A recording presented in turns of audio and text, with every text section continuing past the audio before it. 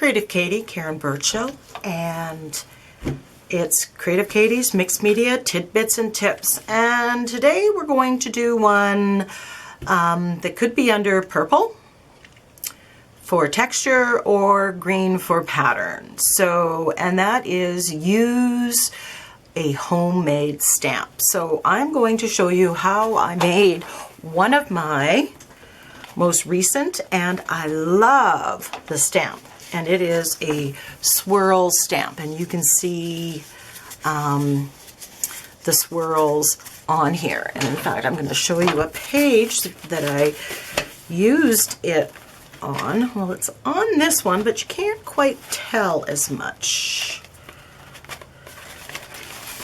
I stamped with acrylic paint on this one with teal and the magenta. And I stamped it all over the page in there. And I just love that swirl pattern.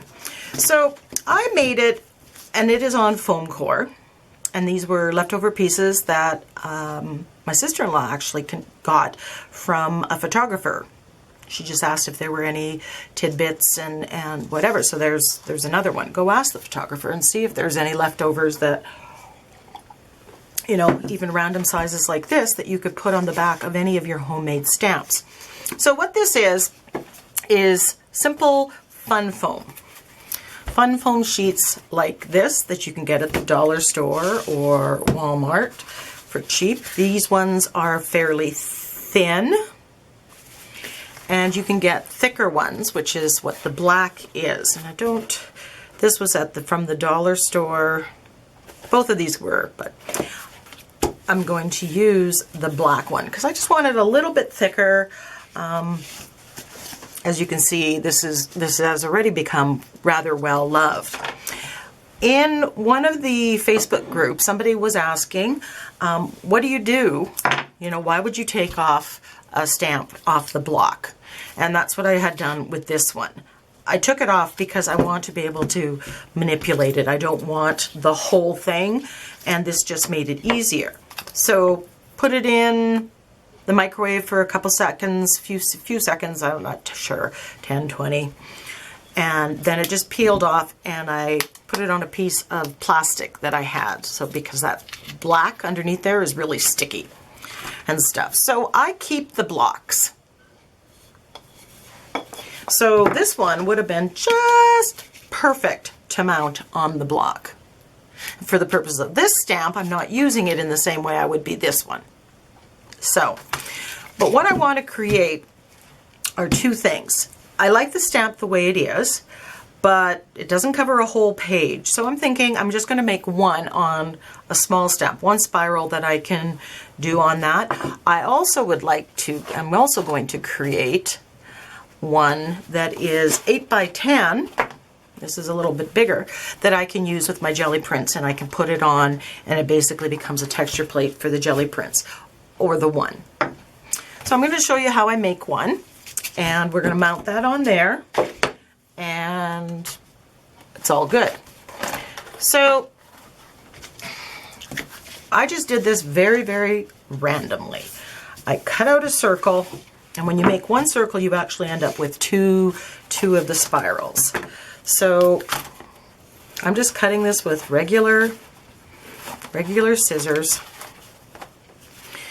I'm going to have to make it the size.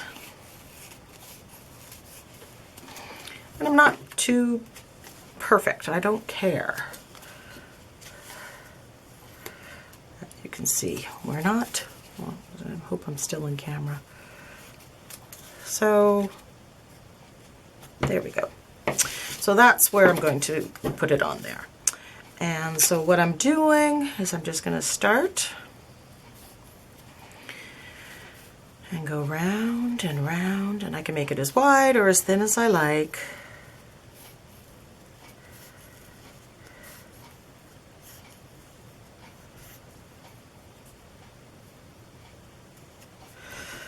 Now, there's the whole thing. But it's solid. So what I'm going to do, and I might have, is I'm going to go back through the middle. So you need to make sure that it's not too thin that you can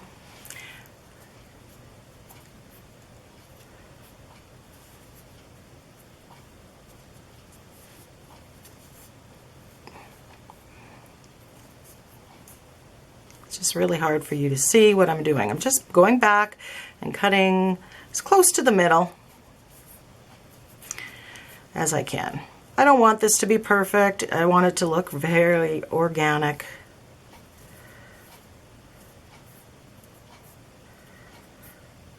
There we go. So if I put this one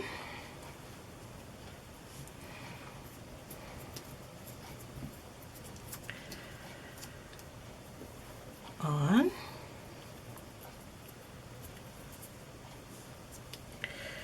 and you can manipulate it a little bit.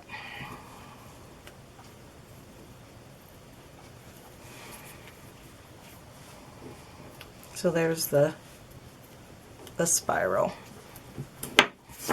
Now I would use either Aleene's tacky glue, or I have Gorilla Glue in a container, and I have to just source that. I'm not sure where it disappeared to. So, but this is fairly sticky because of the stamp that I took off of it. So I'm just gonna try and see what this one looks like before I decide.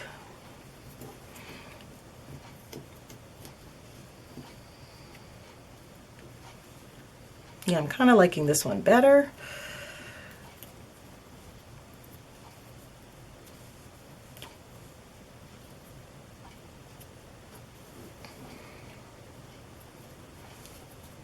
And cut off the excess.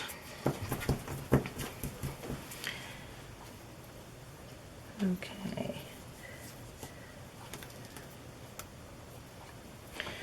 Just going to play.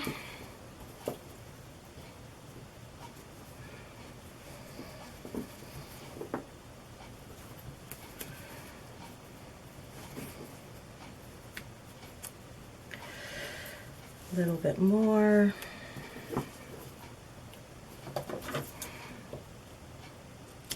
I don't like that bumpy edge.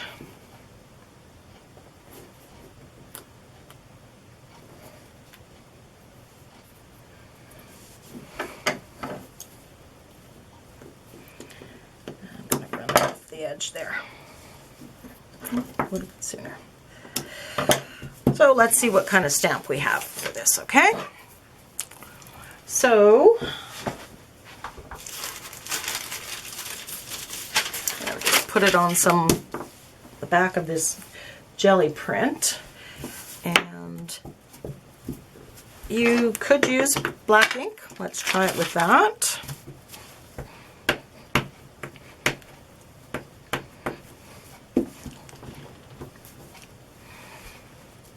So there you have that. It's a light mist on them.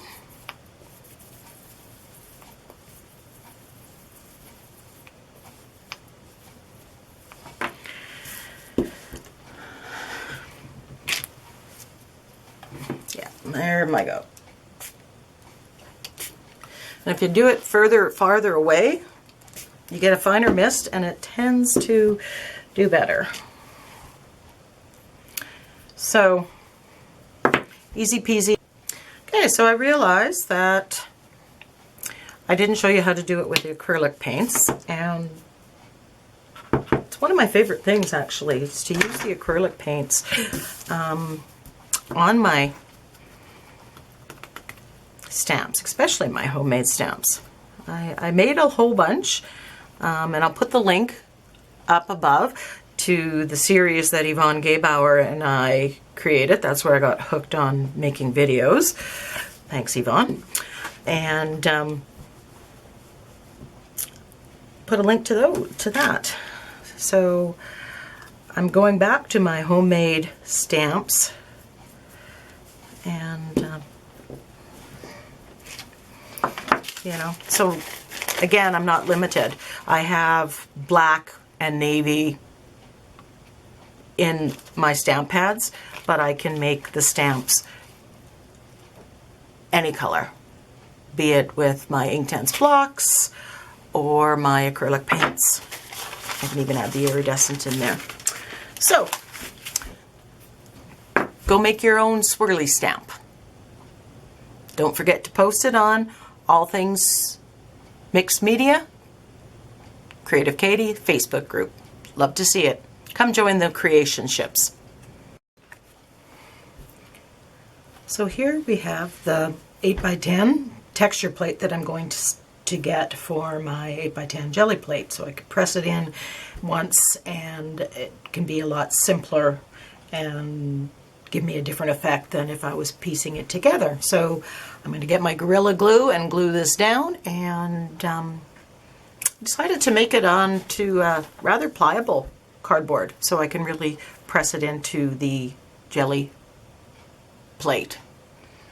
So just thought I'd let you know.